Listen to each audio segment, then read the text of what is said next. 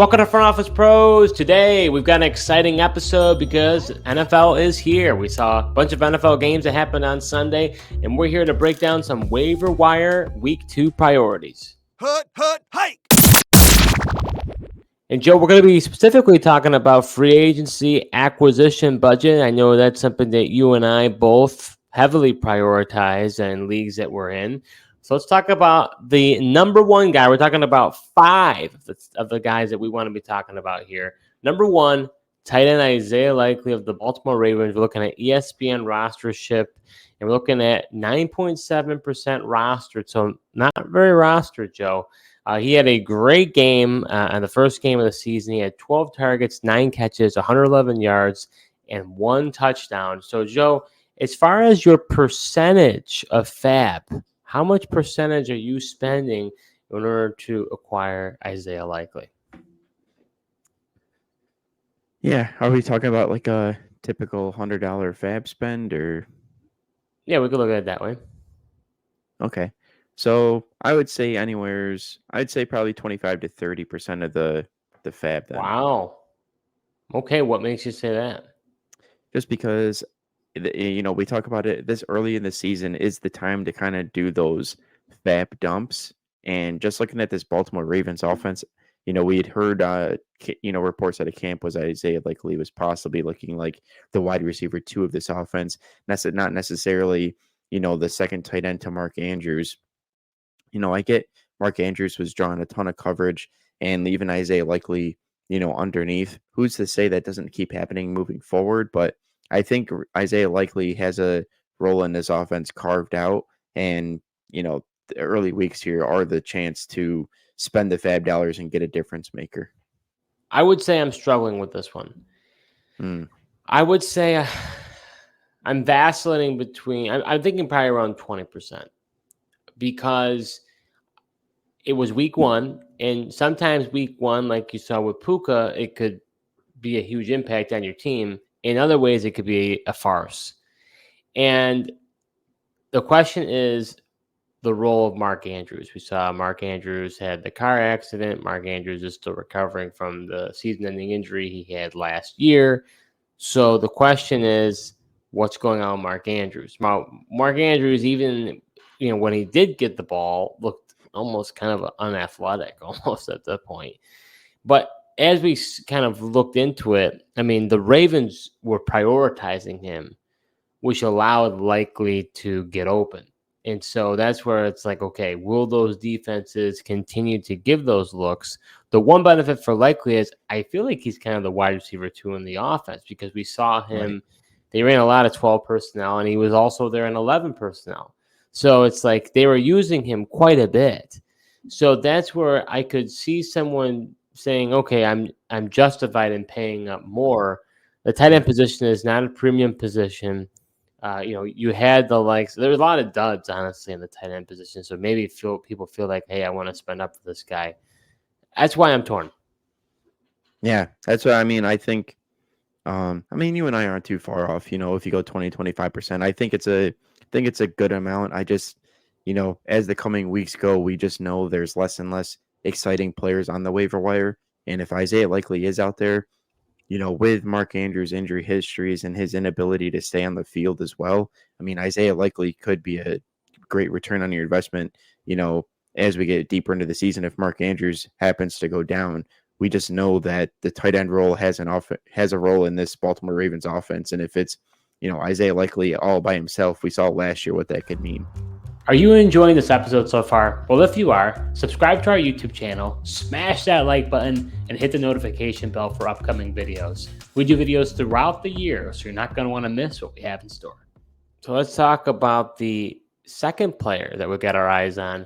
Wide receiver Brandin Cooks of the Dallas Cowboys, currently 29.7% rostered on ESPN.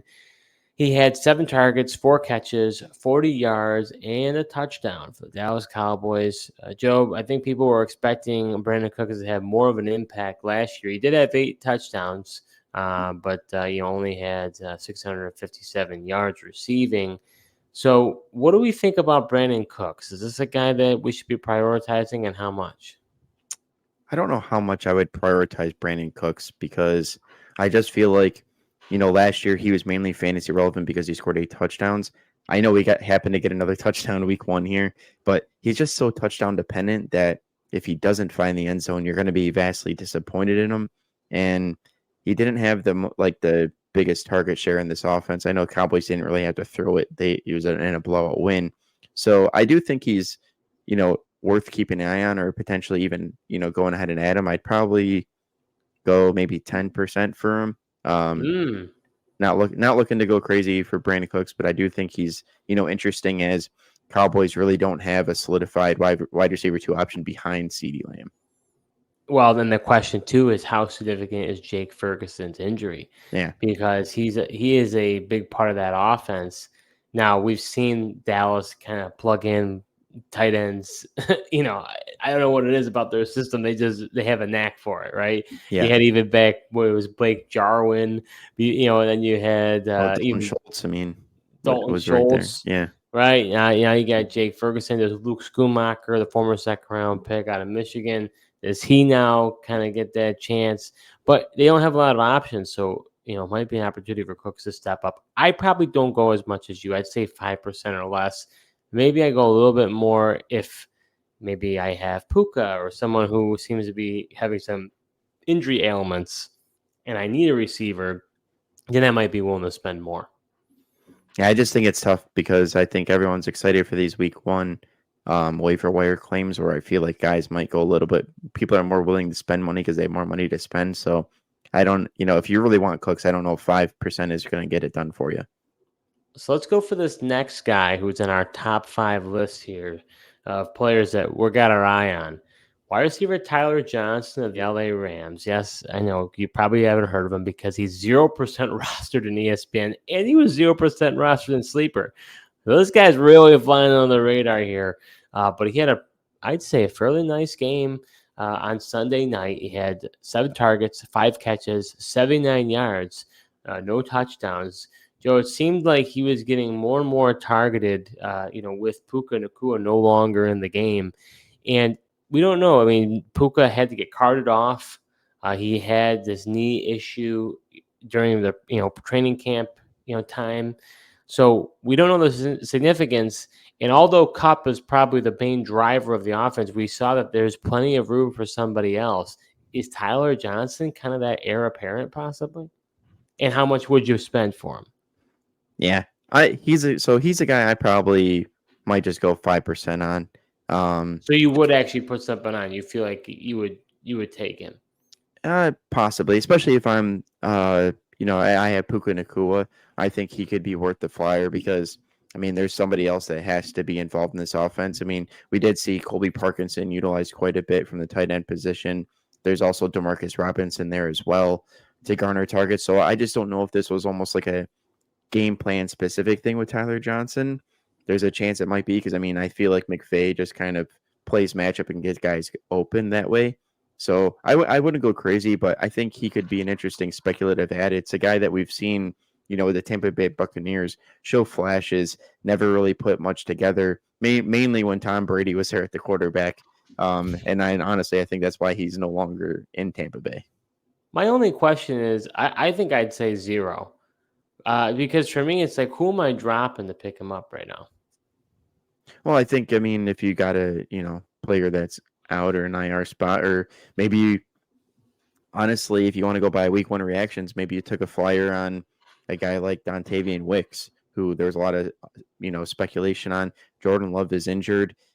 He really wasn't that involved in the offense. So maybe you drop a guy like that. I think there's players at the end of your bench that you took at the end of your drafts and, just didn't pan out in week 1. But I think, he's honestly more of if you play in a deep league, you got a deep bench, that's the leagues we're talking about probably.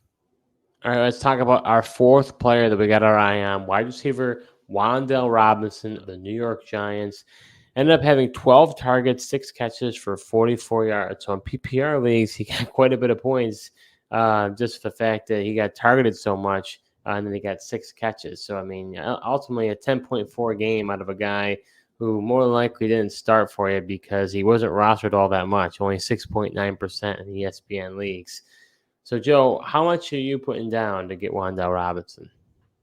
Yeah, I think I'd be willing to go. Another guy I'd be willing to go 10% on.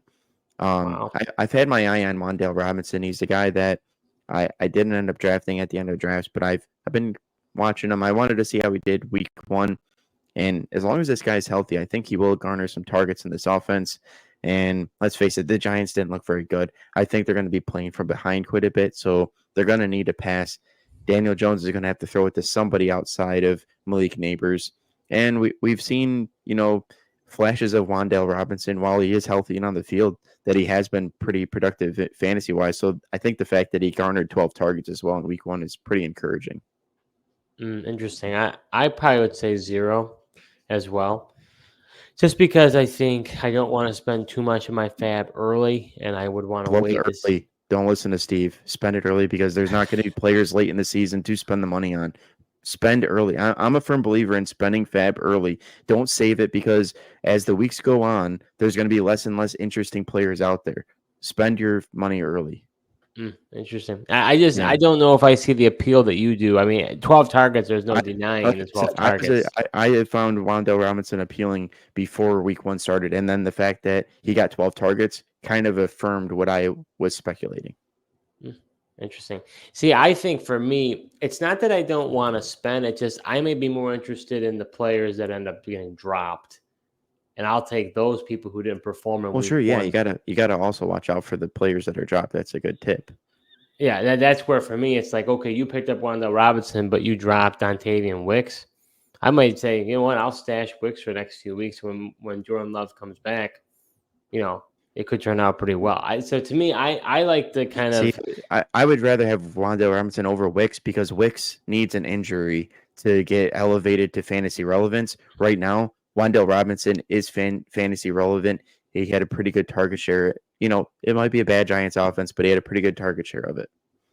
All right, our last guy that we want to talk about here, running back Tank Bigsby, Jacksonville Jaguars, 4.6% rostered.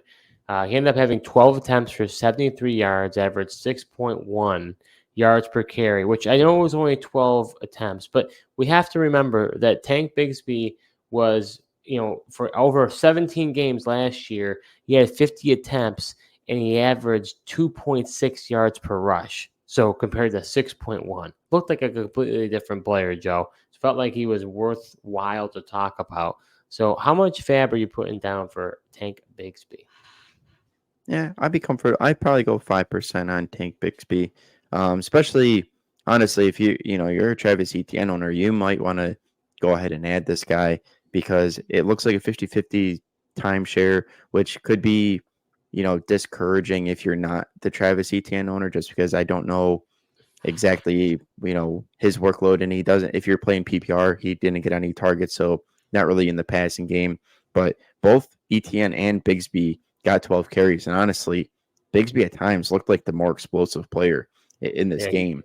Heard positive things in camp about, Bigsby looking better than he did last year.